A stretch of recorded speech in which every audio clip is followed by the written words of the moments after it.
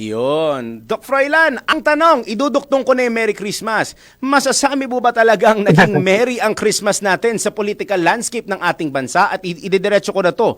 If I were to ask you, ano sa tingin mo, Doc Froilan, yung top 3, kahit tatlo lang siguro in the interest of time, top 3 political concerns na humulma sa political landscape natin ngayong 2025? Sa unang katanungan, definitely hindi siya naging merry, no? In terms of kung tatanungin natin yung konteksto ng political landscape natin, kitang-kita naman natin, no, na hindi lang siya merry on the part of the people, no? Dahil kung nakita natin, pinangakuan tayo na magkakaroon ng laking pagpapakulong, no, bago magpasko, pero hindi nga ito nangyari. Hindi ito naging merry para sa Pangulo at sa liderato niya, kasi kung nakikita natin, -3 yung kanyang naging as results, no, which is very, very low, very, very dismal, no. If I were the president, it's something that he needs to be really alarmed about, no. So definitely, hindi ko masasabi na naging maligaya yung Pasko, no. Syempre, isama pa natin dito yung iba't ibang mga hamon sa atin, no, socio-economic realities on the ground, inflation, mahal na presyo ng bilihin, among others, and the economic condition of the country is really in a bad shape at the moment. So all of these things really compound to the idea that we're not able to have a merry political Christmas, I would say. Now, with regards to the second question, as to what are the 3 most important things, ano? Syempre, ang siguro iuugnay talaga natin ito sa una ito, malawakan yung issue ng corruption. The biggest systemic corruption scandal struck the country, over the past few months. I think this is really the biggest challenge. At the same time, it's the biggest opportunity sana for the president to be able to clear out his name, at the same time to prove na meron talaga siyang kakayahan, no, na magpanagot, pero mabagal ang pag-usad at may mga pagtatakip nga na nangyayari at the moment. Second siguro rito is the issue of governance. Definitely, the country is very much, I think, drowned in the political circus at the moment. Medyo ang focus talaga ng gobyerno is really still on trying to neutralize the negative implications of the scandal against it by trying to divert it to other political forces like the Dutertes, no. So talagang talagang maliwanag yung kagustuhan ng liderato ngayon na ang ibaling pa rin ang atensyon sa mga kalaban niya sa politika. So I think that really is a challenge, no.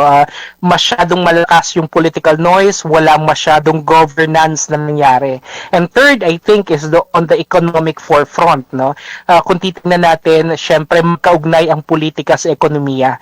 Kung gaano kasama ang takbo ng politika, kung gaano kasama ang takbo ng pamamalakad, yun ang magre-reflect sa ating economy at the moment. So nakikita natin, nagkakaroon ng capital fight, maraming mga investors ang umaalis sa bansa dahil nga sa issue ng corruption, maraming mga trabaho na hindi na-realize, mababa ang palitan ng sobrang taas rather ng peso dollar exchange rate. The market is not doing good as well, and yung ating target, no, yung ating target from 5.5 naging 4% na lang, hindi pa natin na-meet, and the inflation rate is also very high. So all of these things, no, syempre nagpapahirap to sa ating mga kababayan because these are gut issues, no. These are those problems that are directly correlated to their everyday lives. And I think ito rin yung dahilan ng pagsadsad ng numero ng ating Pangulo. Ayun. Doc Froilan, ulitin ko lang, ako di ako nagkakamali. Top 3 is corruption, governance, and ang ekonomiya natin.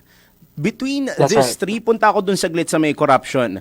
We have 3 days left before we end the year 2025. Siguro yung iba sa mga kababayan natin na maaaring nakasubaybay ngayon, meron pa silang little gleam of hope o meron pa silang little rain of sunshine na inaasa na baka may magbago pa.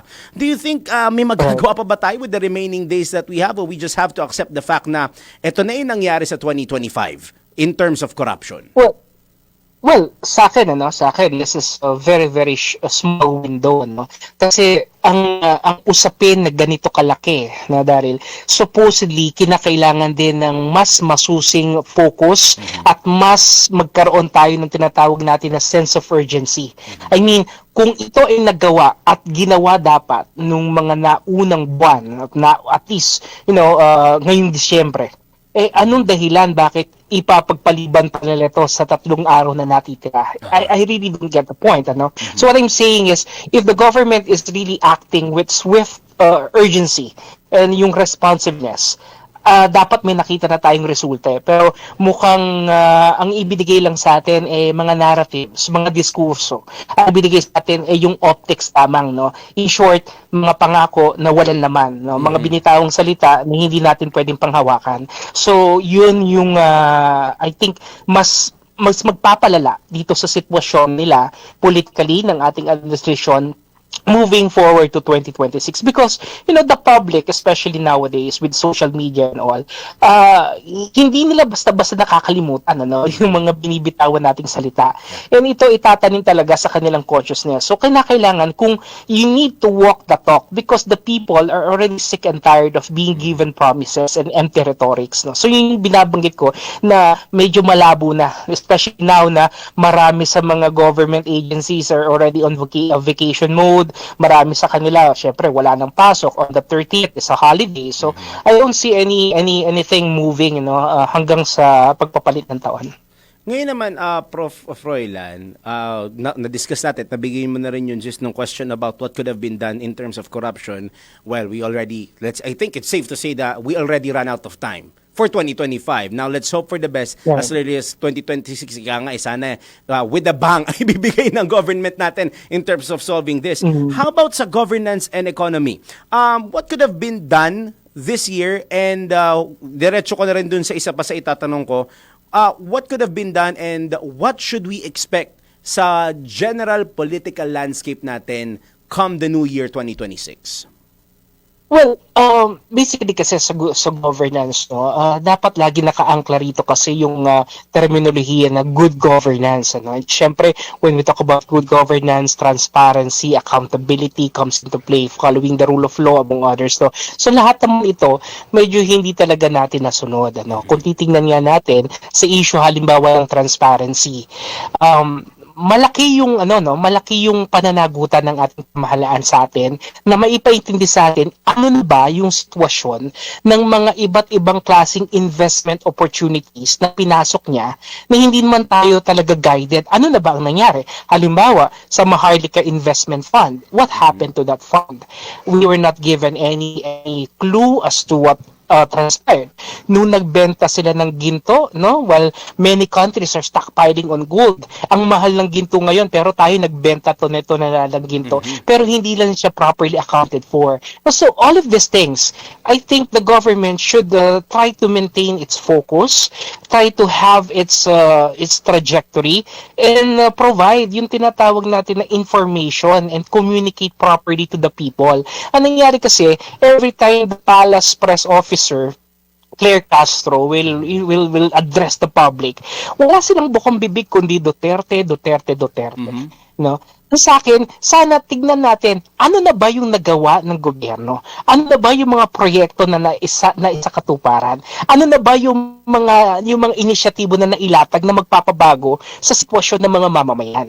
Because this is something na kapag nalaman ng taong bayan, siguro mas maiisip natin, marirealize natin that we have a fully functional government working for us. Na kahit may mga ganitong corruption scandal, may mga ganitong issue na mga katiwalian, at least we are confident that we have a government that is working, no? Kasi ang pinakamahirap sa lahat yung may issue na nga ng pagnanakaw, and tapos wala pa tayong nababalitaan na magandang legacy project ang gobyerno. In short, walang ginagawa pamahalaan kundi lamang ma-involve pagnanakaw, which is something na ikinagagalit ng taong bayan. So I think moving forward to 2026, what is important here is for the government to really have that focus.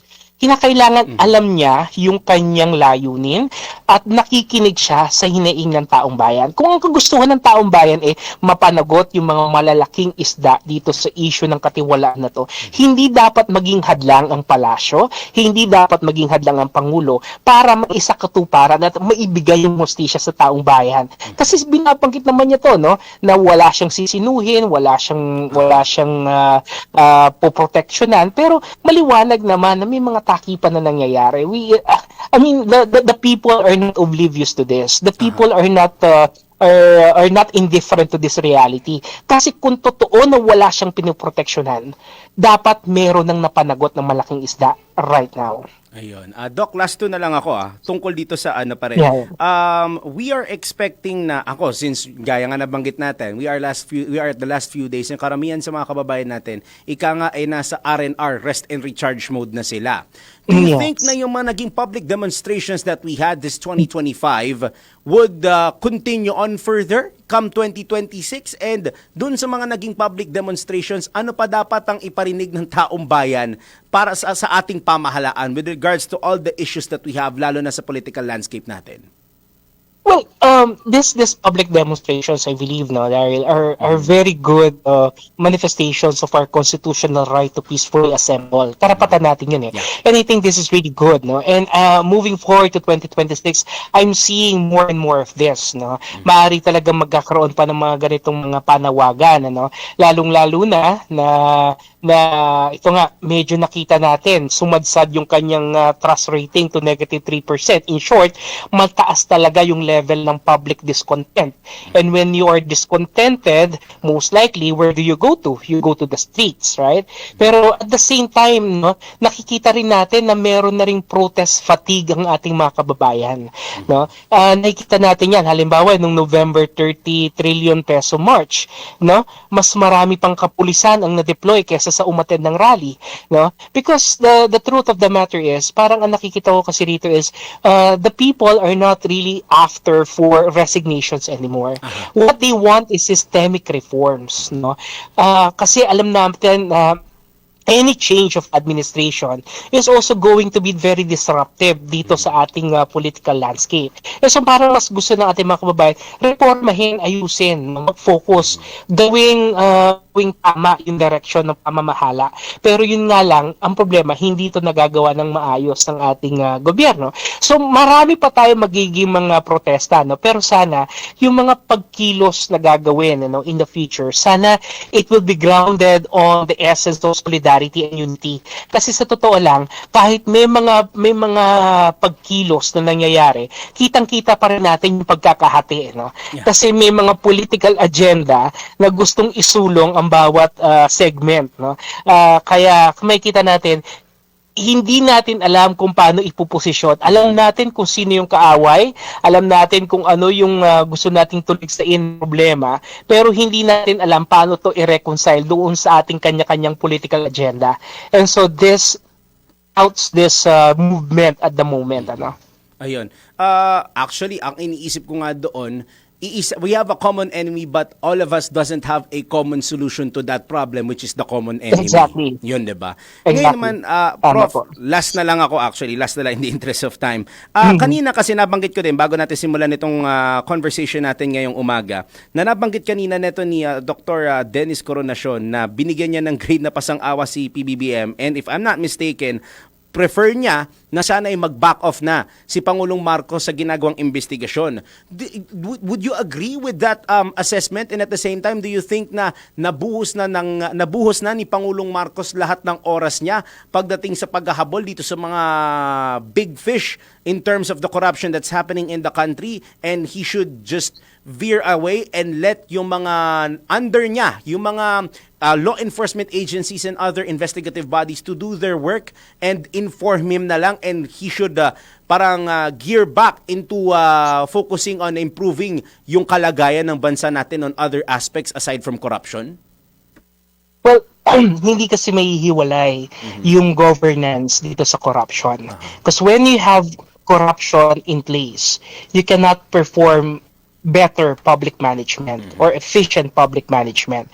So sa akin, nananatili yung aking position dito na kaya mabagal ang pagkilos at nananatiling mabagal ang pag-usad itong mga kaso na to is because meron talagang pinoproteksyonan ang Pangulo. Maaring isang malaking kaalyado o maaring mismong sarili niya.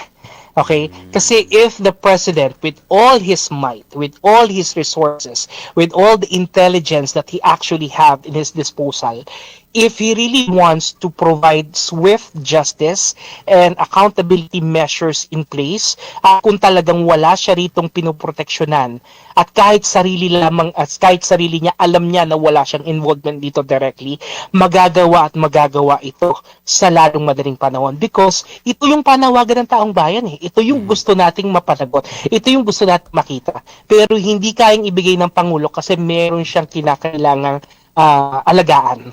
Maraming tao ang involved dito sa isang napakalaking iskandalo na to. So, the president really has to do and protect these people. And in the process, he is also trying to protect himself. No? So, that really is the problem. So, I really agree with that. No? Kailangan niya talagang humiwala dito. I mean, the ISTI was created by the president. And tapos, iimbestigahin din niya. Kaya niya bang imbestigahan yung mismo nag-create sa kanya? That defeats the purpose. As to the grade, I think Professor Coronacion gave a passing rate, no? Sa akin, failure talaga, no? Siguro, if 100 is the highest, I will give it a 40 or 35. Because yung kinakasadlakan natin ngayon isang malaking problema.